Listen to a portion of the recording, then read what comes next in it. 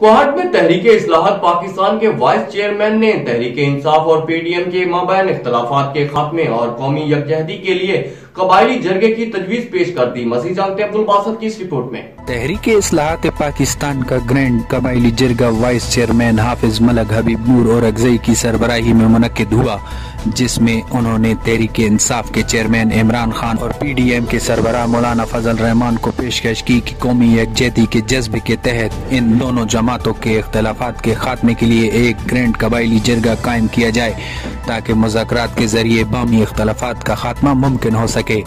इस्लाहत पाकिस्तान वाहिद party है कि वो बिल्कुल न्यूट्रल है, क्योंकि न पीडीएम के साथ है न पीटीआई के साथ है, क्योंकि हमारा अपना एक एजेंडा है, अपना मंशूर है, अपना एक सिस्टम है। तो हम बल्कि दोनों पीडीएम को और पीटीआई को आपकी चैनल के तवज्जुह से बल्कि उनको दावत देते हैं। हम दोनों यानी पीडीएम और पीटीआई को हम बल्कि दरख्वास्त पेश करते हैं कि क्योंकि हमारा मुल्क की हालत जो है बड़ी यानी कि नाजुक हालत से गुजर रहा है।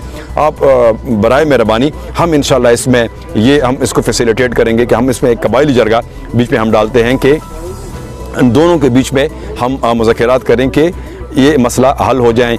इस मौका पर पाक फौज के साथ यकजहती के लिए वाक का भी एहतमाम किया गया और कुछ सियासी अनासिर की जानिब से इदारों के खिलाफ मनफी प्रोपेगेंडे की शदीद अल्फाज में मजम्मत की गई। पूरे पाकिस्तान की जो 22 करोड़ आवाम है उससे भी उनको भी हम मुतालबा करते हैं कि खुदारा पाक फौज जो है इसमें न घसीटें। पाक फौज जो है फौज और आवाम के दरमियान जो दूरियां पैदा करने वाले लोग हैं वो हमारे इस मुल्क के दुश्मन हैं।